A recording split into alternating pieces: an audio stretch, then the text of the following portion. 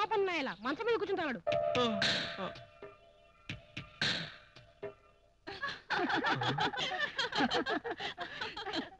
Hello master, పిల్లొచ్చి గుమ్మలో నుంచి ఉంటే గుడ్ల పొయ్యి చూస్తావేంటి? మరి ఏం చేయాలి? లేచి వెళ్ళి డోర్ గడేసి అమ్మాయి భుజం మీద చెయ్యేసి నడిపించుకురావాలి. ఎలా? ఇంకా చూస్తారే, మా గొడవ మేము పడతాం, మీరు వెళ్ళండి.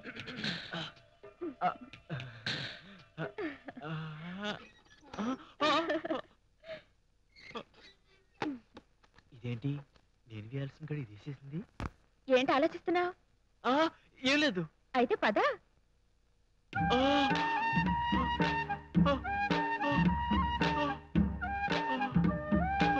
ఇప్పుడు ఏం చేయాలి? పాలం తెస్తుంది, తీసుకో.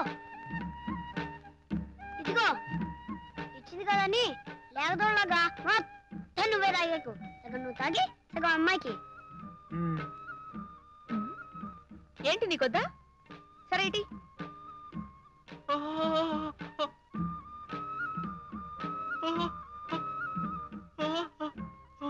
ఇప్పుడు వదినా నీ కాళ్ళకి దండం పెడుతుంది, మంచిది పట్టుకో.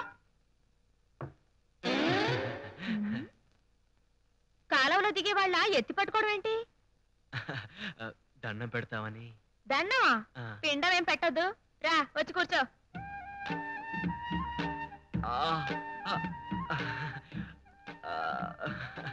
పిర్ర మీ సగట్లు ఏమైనా ఉన్నాయా? అబ్బే లేవే. మరి కూర్చోవడం ఏంటి? అది అది లైట్ తీసేయాలి కదా. నాకు సిగ్గేస్తుందా లేదు కదా? అనకపోయినా సరే తీసేయాల్సిందే. తీసేసి తీసేసి తర్వాత ఆ తర్వాత ఐఎమ్ సారీ శిష్య, లైట్ తీసాక ఏం జరుగుతుందో ఏంటో ఒక్క సినిమాలో కూడా చూపించాలి. చూపించకపోవడం అంటే పెద్దోడా.